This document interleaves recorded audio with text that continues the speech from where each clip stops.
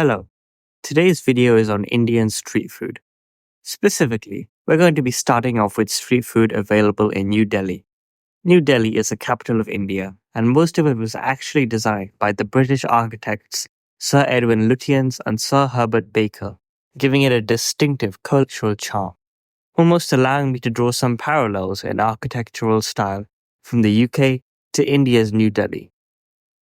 The city is often characterized by its long and wide, tree-lined avenues, impressive government buildings, and historic landmarks. That's a brief about New Delhi itself. Now let's dive straight into the street food. First up, we have Litti Chokha.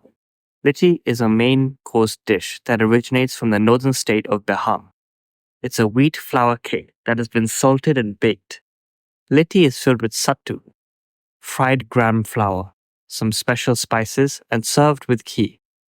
Traditional preparation includes roasting over cow dung cakes. Yes, you heard me right, roasting over cow dung cakes.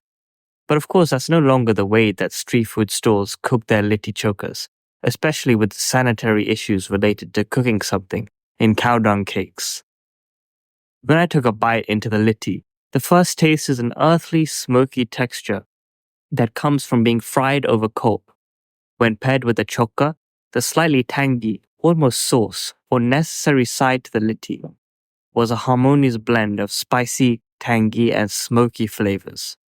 It was truly a delight to taste. Next up, we have the biryani market in the heart of Delhi. Eating and truly enjoying street food in Delhi is definitely not for the weekend beginners, and almost requires a change in attitude. This is because of numerous reasons, not limited to the sanitation and cleanliness of the chef's handiwork and the surrounding environment. The moment that you dig into a plate of this aromatic dish, you're greeted with the scent of fragrant basmati rice, delicately spiced with cardamom, cloves, and cinnamon. Each grain individually is infused with the rich and savory taste of slow-cooked chicken or vegetables, marinated in a blend of yogurt, and a plethora of spices like turmeric, cumin, and coriander. So your last bite is bound to have the same greatness as the first. With sweat beads already rolling down our foreheads, we ordered the next phase of our meal, which would entail two types of chicken radha and Afghan chicken, along with butter naan. The chicken radha, its vibrant red tint, was signaling the rich blend of spices waiting to greet our taste buds. The first bite revealed succulent pieces of chicken, marinated in a luscious mixture of yogurt, red chili powder, and garam masala. The flavors were bold and fiery, with a slight tanginess from the yogurt that balanced the heat perfectly. Next, we have the Afghan chicken, a dish known for its mild yet deeply flavorful profile. The chicken, tender and juicy, was coated in a creamy marinade of yogurt, cream, and subtle spices like white pepper and cardamom. The dish had a hint of smokiness from the charcoal grill, perfectly complemented by the sweetness and a hint of tang from the yogurt. The butter naan, soft and pillowy, was a perfect accompaniment, its buttery richness providing a comforting contrast to the spicy and creamy chicken dishes. The next day's lunch was indeed provided by none other than the Momo Market, again in the heart of New Delhi. The route taken to reach Momo Market took us past Modi Ji's house, the old and new parliament. The chicken momos had a juicy filling of finely minced chicken, seasoned with ginger, garlic, and a hint of soy sauce, which had the effect of a delightful burst of flavor in every bite. The mutton momos were more solid and structured, and had a savory filling that's balanced with a mix of spices like cumin and coriander. The steamed momos, with their delicate, translucent wrappers, were light and tender. Accompanying the momos was a warm, flavorful soup, a great addition to the momos. The experience of enjoying these fresh, steaming momos in New Delhi is incomparable to the frozen gyozas available in the UK, which often lack the freshness and depth of flavor that makes Delhi's momos so special. Moreover, the affordability of these momos in India is outstanding. For around 200 rupees, you can enjoy a generous plate of 7 momos which converts to around £2. In contrast, a similar plate in the UK might set you back around £15, making it a rare and expensive treat. The price tag in the UK often restricts the joy of enjoying momos freely, whereas in New Delhi, one can savor this delicious street food without breaking the bank. But who can have a meal without drinking a refreshing bottle of Thumbs Up?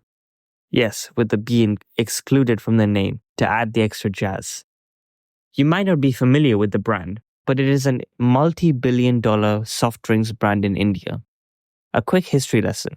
Thumbs Up was introduced in India during the withdrawal of the Coca-Cola Company in 1977, almost 45 years ago, when the Indian government demanded that the Coca-Cola Company release a large amount of shares for the government to purchase, and that the formula had to be disclosed. However, in 1993, Coca-Cola bought Thumbs Up and regained its market share and monopoly. Now, let's transition to a place a little more remote than New Delhi, West Bengal, Asansol, which is actually counterintuitively on the east side of India. However, there's a well-reasoned historical explanation for its name because of its separation from Bangladesh, although I won't be getting into that details in this video. Let's save that for another time.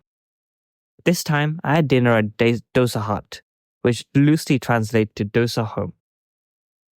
The meal began with the American crispy corn, a starter rather than a dosa, but a perfect introduction to the meal.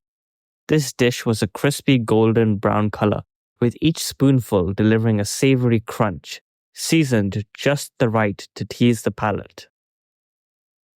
Next came the hara bhara kebab, a circular side with spinach, peas, and spices. These kebabs were soft and flavorful on the inside, yet crispy on the outside, and when paired with the extra hot chili sauce, it was a perfect match.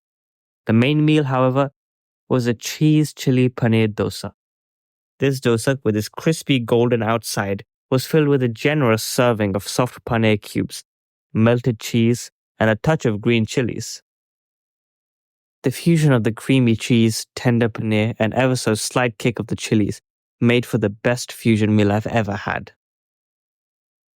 Dining at Dosa Hut with its air-conditioned comfort and welcoming and warm atmosphere made the experience even more enjoyable, especially because I was spending the time with family. The fusion dosas were blending traditional Indian flavors with international inspirations, a relatively new introduction into the world of dosas. As I wrap up this flavorful journey through the vibrant streets and diverse cuisines of New Delhi and beyond, it's clear that Indian street food is more than just a meal. It's an experience. Each dish holds a story, dipped in rich history, culture, and tradition, yet still evolving with the times, like the fusion dosas.